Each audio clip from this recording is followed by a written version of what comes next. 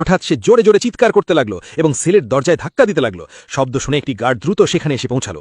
গার্ডের পায়ের শব্দ শুনেই কয়েদি সঙ্গে সঙ্গে দরজার দিকে পিঠ ফিরিয়ে নিল। গার্ড যখন সেল খুলল তখন সে শুধু কয়েদির পিঠটাই দেখতে পেল। গার্ড একটু কাছে আসতেই পরের মুহূর্তেই কয়েদি বিদ্যুতের গতিতে ঘুরে দাঁড়ালো এবং অজ্ঞান করার সূচ সোজা তার দিকে ছুঁড়ে মারল। তারপর সে ঝাঁপিয়ে গার্ডের কাছে পৌঁছে গেল, তার কলার চেপে ধরল, তার জিনিসপত্র কেড়ে নিল এবং সেলের চাবিগুলো বের করে নিল। অন্য গার্ডরা কিছু বুঝে ওঠার আগেই সে দরজা খুলে বাইরে বেরিয়ে গেল। কিন্তু বাইরে তখনও ৩ জন গার্ড উপস্থিত ছিল। সরাসরি লড়াই করার বদলে সে চালাকি দেখালো।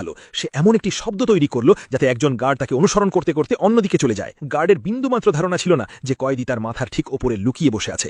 গার্ড ফিরে ঘুরতেই কয়েদি ওপর থেকে লাফিয়ে পড়ল এবং এক আঘাতেই তাকে অজ্ঞান করে দিল। কিছুক্ষণ পর সে একটি বৃদ্ধ লোকের ছদ্মবেশ নিল, ভিড়ের মধ্যে মিশে গেল এবং সফলভাবে জেল থেকে বেরিয়ে গেল। এদিকে গার্ডরা খুব দ্রুতই বুঝে গেল যে কয়েদি পালিয়ে গেছে। পুরো এলাকা জুড়ে তার খোঁজ শুরু হয়ে গেল, কিন্তু সে পালাতে ওস্তাদ ছিল। সে সঙ্গে সঙ্গে বিপদের আভাস পেয়ে গেল, চুপি চুপি একটি তার বের করল এবং সুযোগ পেতেই পিছন থেকে কর্মকর্তাকে হত্যা করার প্রস্তুতি নিতে লাগলো। কিন্তু ঠিক তখনই সবকিছু একটি কাঁচে দেখা হয়ে গেল। সে পিছন থেকে কর্মকর্তার গলায় তার পেঁচানোর চেষ্টা করতেই কর্মকর্তা সঙ্গে সঙ্গে পাল্টা আঘাত করল এবং শেষ পর্যন্ত তাকে ধরে ফেলল।